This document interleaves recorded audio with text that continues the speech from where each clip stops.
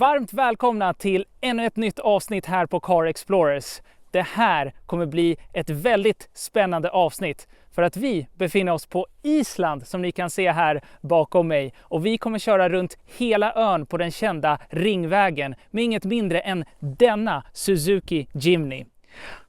Så i det här avsnittet kommer ni se när vi kör runt hela ön, och utöver vackra vyer och fina landskap så kommer vi berätta lite hur det känns att åka runt ön med just denna Suzuki Jimny. Gjorde vi rätt bilval? Och med dessa ord så säger vi häng med oss på denna provkörning när vi åker runt Island med Suzuki Jimny. Island. En ö mitt ute i Atlanten som tar andan ur en med sina varierande och dramatiska landskap. Här möts aktiva vulkaner, glaciärer och svarta sandstränder. Det är kargt men levande, tyst men kraftfullt.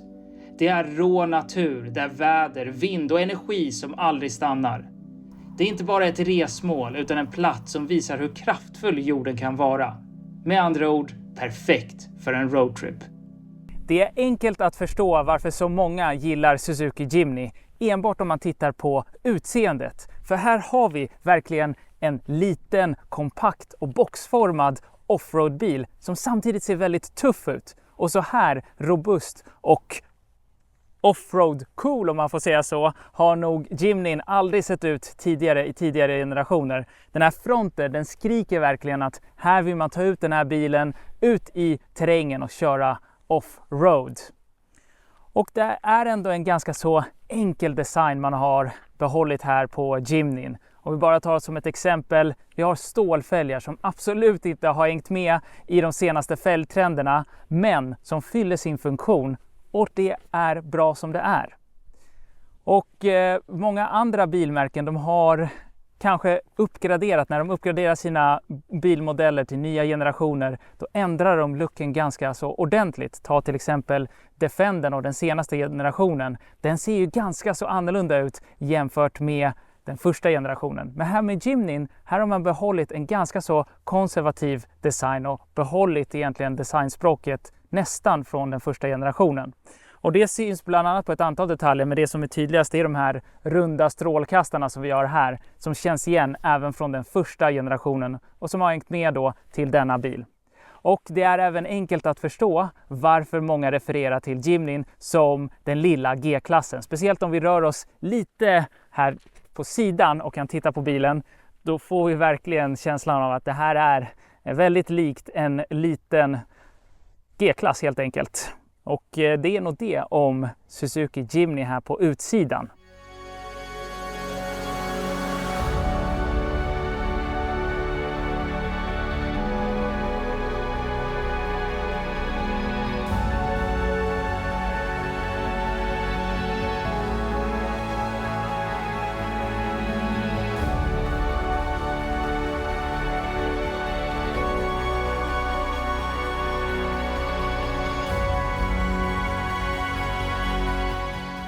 Låt oss då titta lite snabbt på bilens mått och konstruktion. Om vi börjar då med måtten. Det här är ju som sagt en väldigt kompakt terrängbil. Om vi börjar med längden, 364 cm. Som en referens så är en Volkswagen Polo ungefär 4 meter lång. Så den här är alltså kortare än Volkswagen Polo. Vi har en bredd på lite drygt 160 cm och en höjd på 1,72 meter. Nu står jag lite längre ned från bilen så det kanske inte syns, men den är alltså några centimeter kortare än vad jag är. Så en väldigt kompakt bil, Suzuki Jimny. Markfrigången där på 21 centimeter. Det kanske inte låter jätteimponerande, men med alla andra aspekter i beaktning så är det ändå på totalen en bra markfrigång och en bra terrängbil. Vikten den är på knappt 1,2 ton. Och om vi tittar lite mer på bagageutrymmet då, lastutrymme om vi säger så. Om vi går här bak så kan vi dels se att vi har ett ordentligt reservhjul med ett ordentligt reservdäck. Och om vi öppnar här så kan vi se att vi har den tvåsitsiga varianten med oss och därmed har vi 863 liter i bagageutrymme. Vilket kanske återigen inte låter så imponerande, men med tanke på att det här är en så pass kompakt liten bil så är det ändå en hel del bagageutrymme. Det här är den tvåsitsiga varianten. Vi har ett lastgaller, så utrymmet är kanske inte det djupaste, men det går att lasta ganska mycket i höjd. Och tack vare lastgallret så kan man göra det utan att det blir någon säkerhetsrisk när man kör runt. Så här kan ni eventuellt se lite av vår packning och utrustning, och för 2 personer är det absolut inga problem att få plats med allt man behöver och lite till. Jimnys konstruktion kan beskrivas som enkel och traditionell. Vi har en stel fram- och bakaxel med spiralfjäder. Här bak har vi trumbromsar och fram har vi skivbromsar. Något annat som är intressant med Jimnyn, det är att den är rambyggd, vilket innebär att chassit och karossen är separat byggda. Och fördelarna med en sådan konstruktion, det är att en sådan bil, i alla fall i teorin, ska klara av lite högre påfrestningar och därmed vara ännu bättre off-road eller i terräng. Nackdelen med den typen av konstruktion, det är att de oftast väger lite mer. Men just i det här fallet med Jimnyn så kan vi se att det har inte påverkat den särskilt negativt. Tjänstevikten är trots allt på strax under 1,2 ton.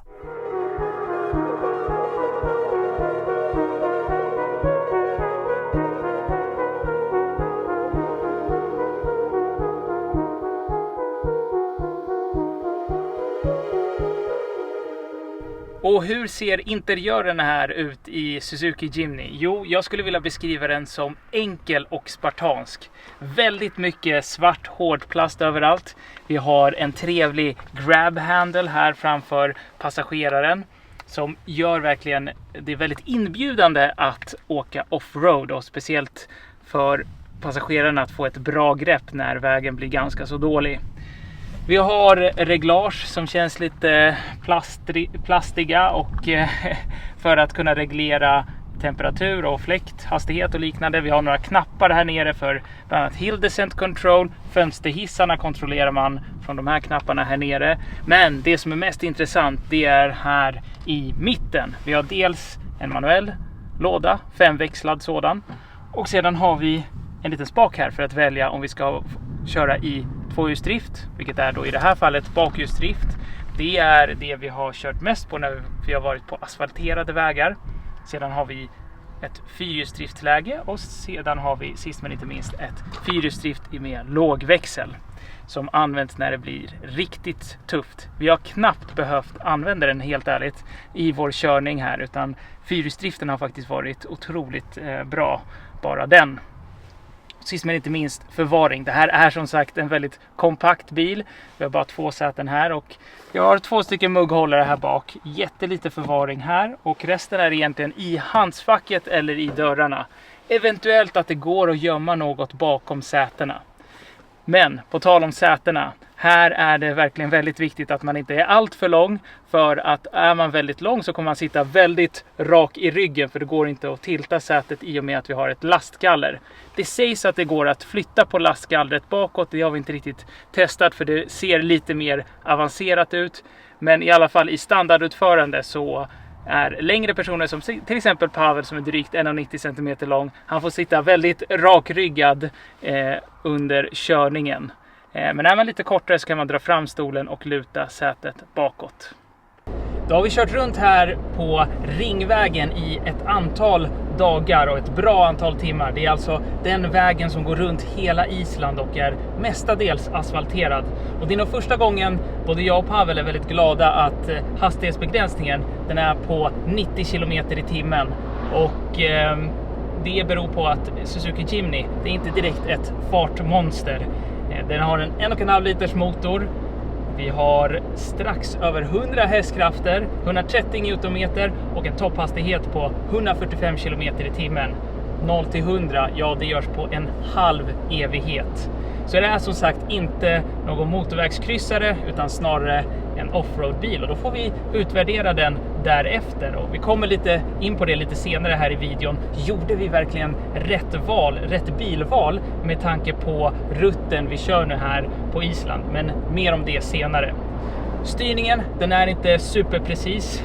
Den är lite vinglig om man säger så. Och på tal om vinglighet, i hastigheter runt 100 km i timmen, ja då är Jimnyn lite vinglig. Speciellt när det kommer en lastbil från mötande sida eller från motsatt riktning och susar förbi, ja då skakar bilen till lite. Och även nu när det har varit ganska så blåsigt här på Island med vindbyar på upp till 30-35 meter per sekund, ja då skakar bilen till ganska ordentligt. Man får parera en hel del här med styrningen. Men det är så när man kör en liten kompakt offroad-bil på asfalterade vägar i lite högre hastigheter. Så vi får utvärdera den där den trivs bäst, det vill säga bortom de asfalterade vägarna. Då har vi tagit oss bortom de asfalterade vägarna och vi har hittat en ganska så brant backe med ganska så mycket lera. Och nu ska vi se vad Jimnyn går för här på den här backen. Så vi har satt i fyrhjulsdrift, inte fyrhjulsdrift med lågväxel. Nu sätter jag i ettan och då kan vi se hur det går. Och det här är ju inga problem för Jimnyn. Den klättrar glatt uppåt utan några som helst problem. Och på vägen ned då hann vi även prova på Hill Descent Control. Och den funkade, den var kanske någorlunda snabb om man kan säga så. Det gick lite väl snabbt nedåt. Men den funkade någorlunda bra. Och här ser vi verkligen att det är inga problem för bilen att klättra. Det är inte den brantaste backen, men det går bra ändå. Och här ser vi en annan väldigt bra fördel med just Jimny. Det är att den här vägen är inte superbred. Och då är det ju en stor fördel att sitta i en liten kompakt bil. Så att när det blir ett möte så kan man svänga lätt åt sidan. Och man kan även, det är inga problem att även centrera bilen på vägen. Och här ser vi verkligen att det är verkligen inga problem som helst för Jimnyn att klättra upp för den här vägen. Speciellt då med fyrhjulsdrift. Så ett gott betyg här. Och vi har kört en hel del på liknande vägar. Och det har alltid varit hur enkelt som helst. Så det är här Jimnyn briljerar. Medan vi kör vidare mot vårt nästa inspelningsstopp så kan vi berätta lite mer om Suzuki Jimny. Det här är alltså den 4:e generationen som vi sitter i, som lanserades år 2018 i Japan. Och trots försäljningssuccén här i Europa så var man tvungen att sluta försäljningen år 2020. Och det är på grund av att man inte nådde upp till EUs utsläppskrav. Men en smart person på Suzuki kom faktiskt på en kringlösning. Och det var att återlansera bilen år 2021 då som en lätt lastbil. Och då valde man den 2-sitsiga varianten som vi sitter i. Så den 4-sitsiga försvann då från utbudet. Som bland annat har då ett lastgaller som jag tror att ni kan se precis bakom mig. Och då kom man runt just de här hårdare utsläppskraven. Och det är alltså den varianten som säljs nu i Europa. Och ja, så kom man runt det och gjorde det möjligt att ha Jimnyn åter på marknaden. Vi hade turen att få se Islands mest dramatiska sida. Med drönaren i högsta hugg fångade vi dessa rykande landskap, bara dagar efter det stora vulkanutbrottet. Lite mer historia här om Suzuki Jimny. Den första generationen den lanserades så tidigt som år 1970. Och det hela började faktiskt 2 år tidigare då Suzuki förvärvade ett företag som hette Hope Motor Company. Och Hope Motor Company hade precis hunnit utveckla och lansera och börja produktionen av en liten och kompakt terrängbil. Dessvärre så gick man i konkurs och kunde inte fortsätta produktionen. Och det var där Suzuki kom in och förvärvade då bolaget och den här lilla kompakta bilen. Och nu drygt 50 år senare så visade det sig vara helt rätt strategi från Suzuki, för Jimny den har ju blivit en försäljningssuccé. Så ett bra val och bra beslut där för drygt 50 år sedan från Suzuki. Vi tog oss till norra Island, till valarnas hemstad. Planen? Att lämna bilen på land och se om vår kanal kunde mäta sig med National Geographic för en dag. Det blåste, havet var kallt. Men det tog inte lång tid innan vi såg de första valfenorna. Ett mörkt, tyst skrov som bröt ytan och hela båten stannade upp. Glädjen var total, kamerorna togs fram. Mellan valbesöken kunde vi beundra omgivningen som bestod av snöklädda berg som naturen själv hade riggat kulisserna. Gång på gång kom valarna upp till ytan, ett snabbt hej, ett andetag och sen ned igen. Och som om det inte vore nog, plötsligt hände det. Inte en, utan 2 valar som kastade sig rakt upp ur vattnet. En explosion av kraft, vatten och ren magi. Tyvärr var vi inte snabba nog med kameran. Men vissa ögonblick är kanske inte menade att fångas på bild. Vissa ska bara upplevas live på havet i valarnas värld.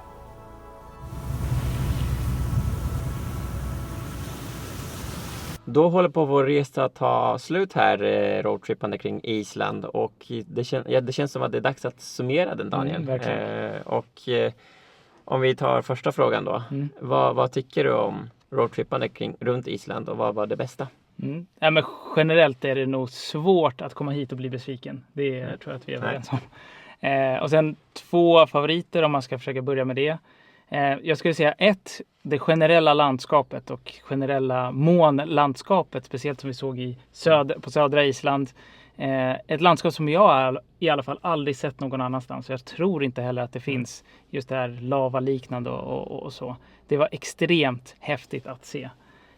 Och sen nummer 2, när man ändå köper så pass mycket bil som vi gör och roadtrippar, så var det väldigt trevligt och intressant att kunna se just en udda fågel.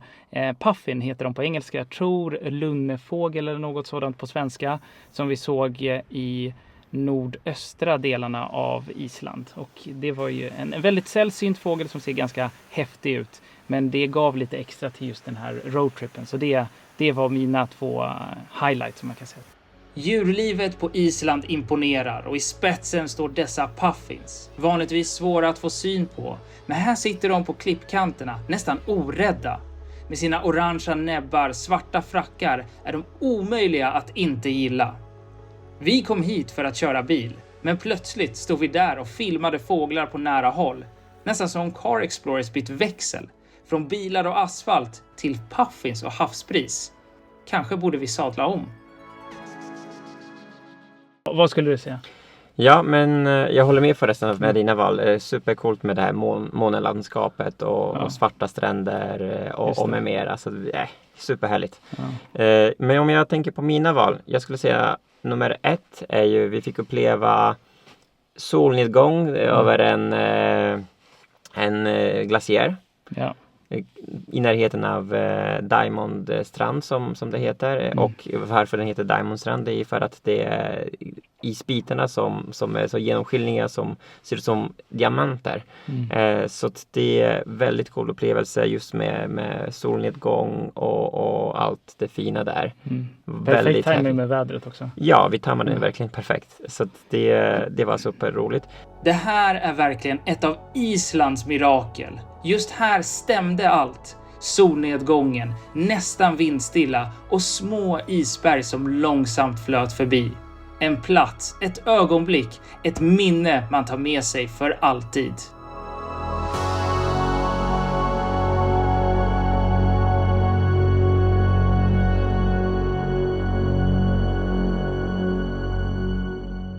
Och nummer 2 skulle jag säga alla vattenfall faktiskt. Vi har sett hundratals vattenfall. Säkert. Ja. Men vi har besökt mer och kommit närmare, kanske runt 10-tal kanske.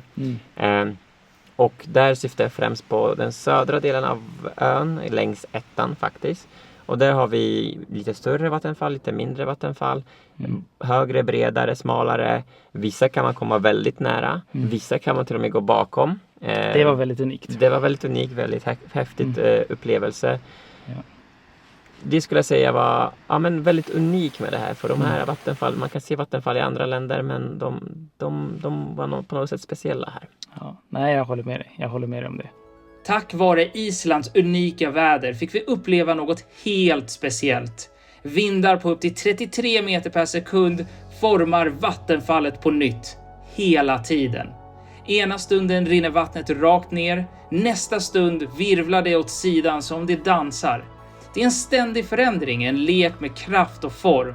Här blir det tydligt varför naturen på Island är så magisk. Aldrig stilla, alltid överraskande.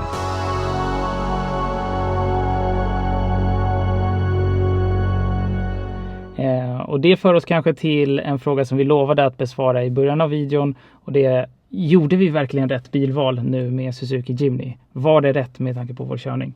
Vad skulle du säga? Lite både ja och nej skulle jag säga. Det är en udda bil, en speciell bil. Vi har gallret bakom oss här. Så den förstår en del för mig som är lite längre. Och jag kanske 10 cm för lång för den här bilen. Det jag kan inte riktigt luta och ha knappt plats för benen och trycka ordentligt i kopplingen här. Men det är en väldigt häftig bil. Som du sa och nämnde tidigare. Det är en liten G-klass. Det är en väldigt cool, boxig bil. Väldigt unik, lite retrokänsla över den. Och vi har fått väldigt mycket häftigt material från drönare och annat. Och den poppar, den är cool, den är speciell. Den kan ta oss också till de här mer unika platsen när vi kör bort från väg 1 här. Men ja, vi antagligen skulle klara oss med en vanlig personbil på den här roadtrippen. Ja, det skulle, om vi bara hade hållit oss till den här den här ringvägen runt Island, nummer 1. Då hade vi, skulle jag säga, klarat oss med en vanlig personbil. Nu gjorde vi några avstickare. Så vi körde kanske 30% bortom de asfalterade vägar i olika grader av hård eller kuperad terräng. Och jag skulle säga på vissa av de vägarna hade man inte klarat sig med en personbil.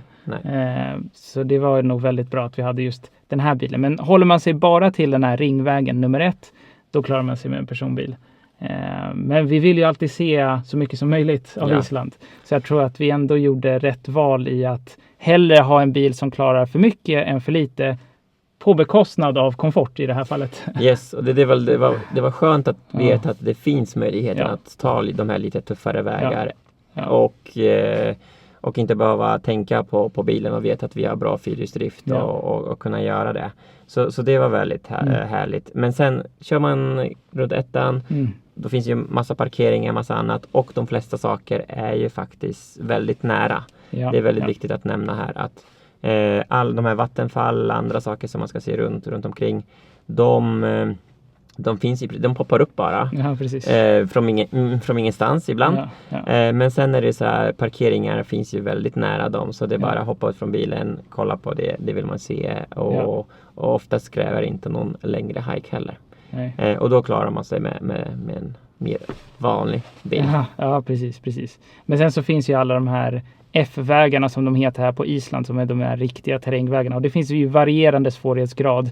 Vi har testat några enkla eller medium-enkla vägar och där var det absolut inga problem med Jimnyn. Men ska man ha de allra tuffaste, då kommer kanske till och med inte ens en Jimny klara av dessa. Men ja, mycket att se på Island och göra, speciellt när man roadtrippar runt här. Men det var väl en väldigt bra summering av vår resa, en väldigt kompakt summering. Ja, det tycker jag. Bra, det var det. Tack för oss från Island, säger vi då. Tackar.